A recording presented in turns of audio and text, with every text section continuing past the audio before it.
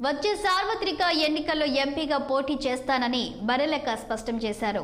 తెలంగాణలోని నాగర్ కర్నూల్ నుంచి బరిలోకి దిగుతున్నట్లు తెలిపారు. అలాగే ఎమ్మెల్సీ ఎన్నికల్లో సైతం పోటీలో ఉంటానని, విజయం సాధించే వరకు పోటీ చేస్తూనే ఉంటానని చెబుతుంది బరెలెక్క. నేను మీ బరెలక్క. చాలా మంది నన్ను అడుగుతున్నారు, అక్క ఎంపీగా పోటీ చేస్తున్నావు అని చెప్పేసి. 100% ఎంపీగా పోటీ చేస్తున్నా నాగర్ కర్నూల్ నుంచి. సో ఎమ్మెల్యేగా పోటీ చేసా, ఏదో ఓడిపోయినా అని నేనేం వెనకడుగు వేయను. ఎంపీగా పోటీ చేస్తా, నెక్స్ట్ ఎమ్మెల్సీగా కూడా పోటీ చేస్తా, గెలిచే వరకు పోటీ చేస్తా. ఒక నిరుద్యోగి తలుచుకుంటే ఏమైనా చేయగలరు అని ప్రపంచానికి చాటి చెప్పే విధంగా నేను ఖచ్చితంగా పోటీ చేస్తా. అదేవిధంగా మీ అందరు నాకు సపోర్ట్ చేయండి.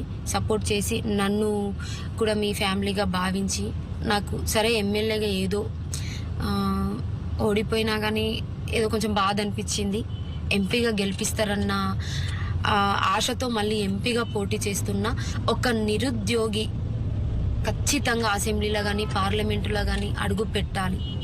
సో అడుగు పెట్టాలి అంటే మీరందరూ నాకు సపోర్ట్ చేయాలి. చాలా వరకు డబ్బు చూసి ఓట్లు వేస్తున్నారు. సో ఆ విధంగా కాకుండా మంచి చేసే విధంగా నాకు ఓటేసి నన్ను గెలిపించాలని మిమ్మల్ని అందరినీ కోరుకుంటున్నా. నాగర్ కర్నూల్ నుంచి నెక్స్ట్ ఇప్పుడు వస్తున్నటువంటి ఎంపీలో నేను ఖచ్చితంగా నిలబడతా. మీరందరూ నాకు సపోర్ట్ చేయండి.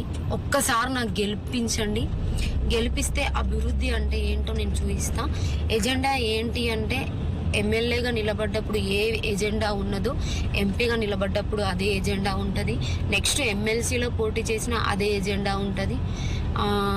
నిరుద్యోగులను నిర్లక్ష్యం చేయాలి అంటేనే కొంచెం భయపడే విధంగా గట్టి పోరాటం అయితే చేద్దాం.